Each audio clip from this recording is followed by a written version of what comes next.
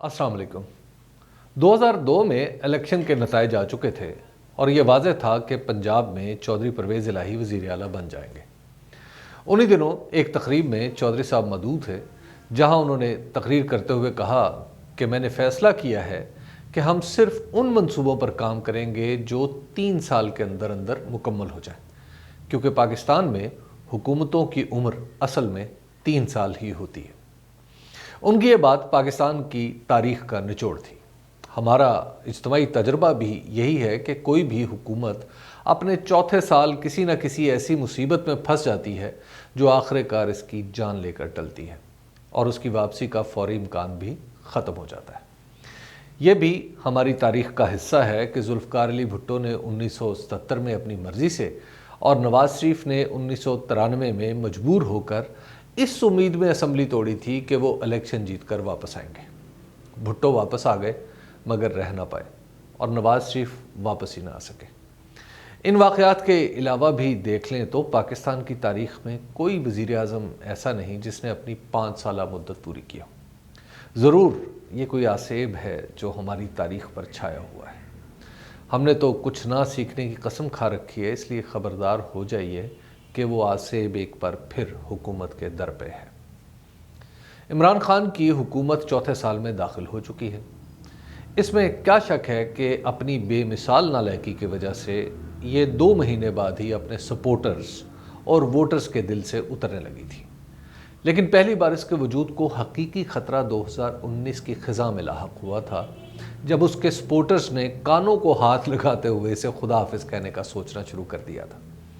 वो तो कोरोना की आफत आ गई जिसने सारी तवज्जो अपनी तरफ खींच ली, वरना मामलात कहीं और पहुंच चुके होते। उन्हीं दिनों की बात है कि मुझे वज़ीर आज़म के एक मुशीर ने बड़ी खुशी से बताया कि इस मर्ज़ की मौजूदगी में कोई जलसा हो सकता है ना इलेक्शन, इसलिए हम तो यहीं हैं।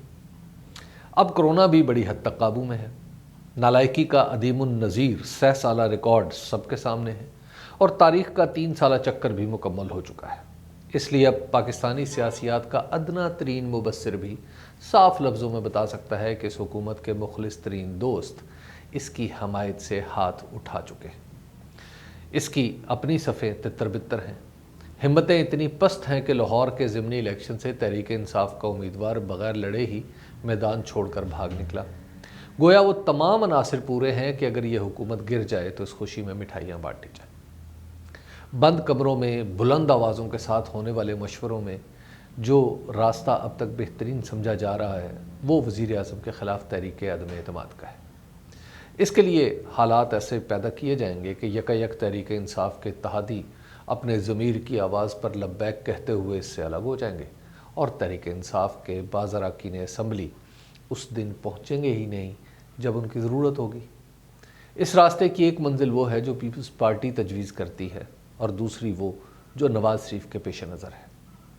पीपल्स पार्टी का ख्याल है कि अदम एतमाद के बाद उसे अवाम की खिदमत का मौका दिया जाए और नवाज़ शरीफ खैबर पख्तूनख्वा से ताल्लुक़ रखने वाले एक वफाकी वज़ीर को इस शर्त पर वज़ीर आज़म बनाना चाहते हैं कि वो फ़ौरी तौर पर असम्बलियाँ तोड़कर नए इंतखाबात कराएगा। मेरी मालूमात के मुताबिक शहबाज शरीफ एक दरमियानी हल की तलाश कर रहे हैं, जिसके मुताबिक वो खैबर पख्तूनख्वा से ताल्लुक़ रखने वाला वफाकी वज़ीर ही वज़ीर आज़म बने, लेकिन इलेक्शन 2023 में अपने वक्त पर ही कराए जाए। वो ये तजवीज़ लेकर मौलाना फजल रहमान के पास भी गए थे, लेकिन मौलाना पहले तो इसके लिए तैयार ना हुए, फिर इस शर्त पर राज़ी हुए कि मुस्लिम लीग काफ और MQM एलानिया तौर पर हुकूमत छोड़ें तो बात आगे बढ़ सकती है। उनका ख्याल ये है कि अगर हुकूमत ही गिरानी है तो फिर नए इलेक्शन भी फौरी तौर पर कराए जाएँ।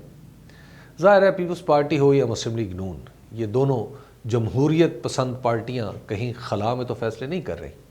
इसके लिए उन्होंने अपनी दानिस्त में वो तमाम इंतज़ाम भी कर लिया है जो पाकिस्तान में इस तरह की हरकतों के लिए ज़रूरी है। ये दुरुस्त है कि इमरान खान अपने मंशूर के मुताबिक कारकर्दगी नहीं दिखा पाए। मुल्की मईशत के बारे में वो आज भी उसी मुकाम पर खड़े हैं जहां हुकूमत संभालने के दिन खड़े थे। ये दुरुस्त है कि उनकी हुकूमत को कोरोना और आलमी मंडियों में अजनास की कीमतें बढ़ने का सामना करना पड़ा, लेकिन इन 2 अवामिल के बावजूद बहुत कुछ ऐसा था जो किया जा सकता था, जो इनसे नहीं हुआ। دوسری طرف یہ بھی حقیقت ہے کہ عمران خان اپنے وعدے کے مطابق سیاسی ڈھانچے میں عوام کی شمولیت کے لیے بلدیاتی نظام کے نفاذ کی اپنی سی کوشش کر رہے ہیں۔ خیبر پختونخوا میں ایک نئے بلدیاتی نظام کے تحت الیکشن ہو رہا ہے اور پنجاب میں ہونے والا ہے۔ اس نظام میں جتنے بھی نقائص ہوں یہ اس نظام سے بدرجہ بہتر ہے جو 2015 میں مسلم لیگ نون پنجاب اور سندھ میں بھی اس پارٹی نے نافذ کیا تھا۔ اسی طرح معاشی ڈھانچے میں اسٹیٹ بینک کو خود مختاری دینے جیسے کچھ بنیادی کام بھی انہیں کرنا پڑے ہیں۔ اب یہ ان کا حق ہے کہ انہوں نے جو کچھ بھی پچھلے 3.5 سال یا 3.25 سال میں کیا ہے اسے باقی ماندہ 1.5 سال میں آخری شکل دے کر عوام کے سامنے جائیں۔ اگر انہیں اس موقع پر سازش کے انداز میں نکالا جاتا ہے تو عمران خان وہاں جا کھڑے ہوں گے جہاں آج نواز شریف اور مولانا فضل الرحمان کھڑے۔ تیسرے یہ کہ موجودہ اسمبلی کی ترکیب ایسی ہے کہ اس میں عمران خان کے سوا کوئی دوسرا وزارت عظمیٰ کا اہل شخص موجود نہیں۔ اگر اینٹیں روڑے اکٹھے کر کے ایسی کوئی کوشش کی گئی تو وہ چند دن بھی نہیں چل پائے گی اور انجام مزید عدم استحکام ہوگا۔ اب ان حالات میں جبکہ پاکستان کے مسائل کا فوری حل کسی کے پاس بھی نہیں تو ایسا کوئی بحران پیدا کرنے سے گریز ہی بہتر ہے، بالخصوص جب الیکشن میں وقت بھی کچھ زیادہ نہیں رہا۔ اپنی سیاسی زندگی کے اس موقع پر عمران خان کو بھی یاد رکھنا چاہیے کہ وہ ملک کے وزیر اعظم ہیں۔ جب وہ اداروں پر، افراد اور فرض پر خواہش کو ترجیح دینے لگیں گے تو سوال بھی اٹھیں گے اور غلط فہمیاں بھی جنم لیں گی۔ ان کے بارے میں یہ تاثر زور پکڑتا جا رہا ہے کہ ان کے فیصلوں کی بنیادیں دلائل کی بجائے من کی موج پر ہوتی ہیں۔ انہیں اگر کوئی اچھا لگے تو وہ جو چاہے کرتا پھرے، خان صاحب اسے ہر رعایت دینے کے لیے تیار ہو جاتے ہیں، اور جیسے ہی کوئی نظروں سے گرے تو پھر اسے ان کی بارگاہ میں باریابی نصیب نہیں ہوتی۔ سیاست کے میدان میں ان کے پاس یہ آزادی ہے کہ وہ جسے چاہیں اپنا پسندیدہ رکھیں، لیکن ریاست کے معاملات میں انہیں یہ سہولت میسر نہیں۔ سیاست شخصیات کے ساتھ بدل جاتی ہے، ریاست کے کام اپنے قاعدے اور طریقے کے تابع ہی رہتے ہیں۔ حکمران کو انہی قاعدوں کے ساتھ چلنا پڑتا ہے۔ بے شک وزیر اعظم ریاست کا طاقتور ترین دفتر ہوتا ہے، لیکن یہ تنہا طاقتور نہیں ہوتا۔ جمہوری نظام میں طاقت ہمیشہ تقسیم رہتی ہے کیونکہ اس کا ارتکاز مسائل پیدا کرتا ہے۔